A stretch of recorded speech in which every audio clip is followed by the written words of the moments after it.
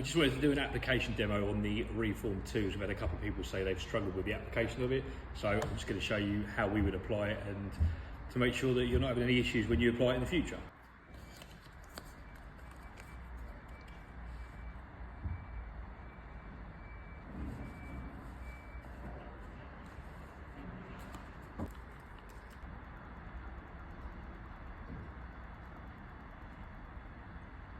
So one of the things that we've had a couple of times is the product not going into the pad.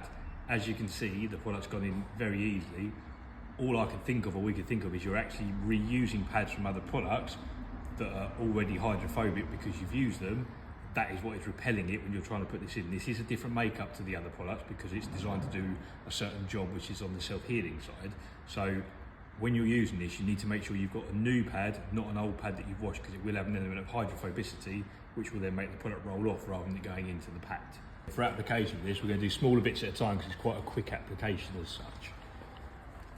So we're going to spread it, and you'll see it beads up straight away. That's fine. We're not worried about that. Again, it's a different makeup to the other products.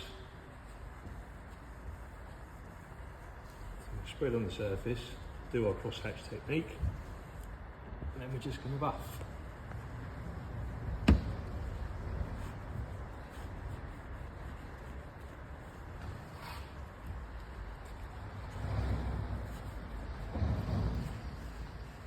We'll do the same again.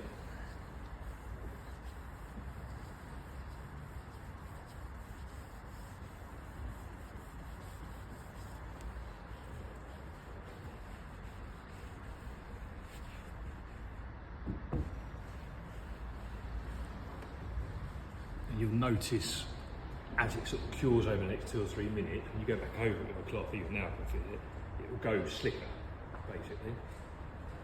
So this top layer itself, obviously you'd have to wait for Reform 1 to cure for the allotted time, sort of 2 to 4 hours, but the top layer itself only needs about half an hour, but you'll see, based on this pad, and again the black is because we've used graphene, not because of dirt on the car, that when I try and pour it now, it beads up on the pad, which could cause it to roll off like that. So all you have to do when you're using the pad is just touch it in like that.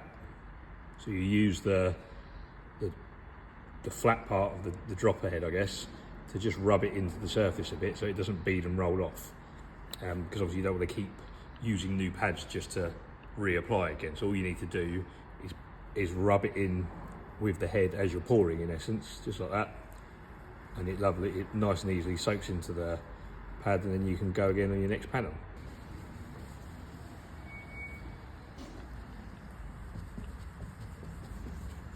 You really don't need to be too fancy with this either. It's just a case of getting it on, spreading it, and then buffing it.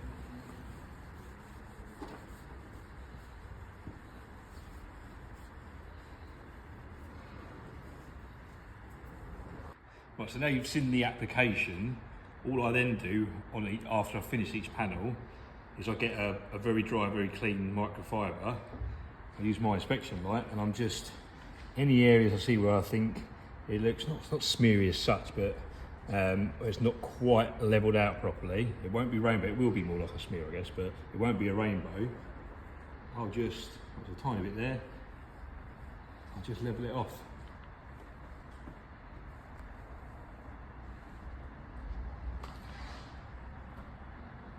I know I've got a decent finish under the inspection light, which means it's going to be great under sort of normal daylight.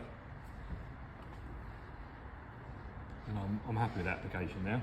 When you first use this, make sure that you're using a new pad, not one that you've washed from a previous product or anything like that, because it might have some leftover hydrophobicity, which when you try and pour the product on, is going to cause it to bead and roll off rather than going into the pad. When you're applying, don't do the whole bonnet at a time. Sort of as a bonnet, probably split it up into 4 or 6 sections to make it easier for your application.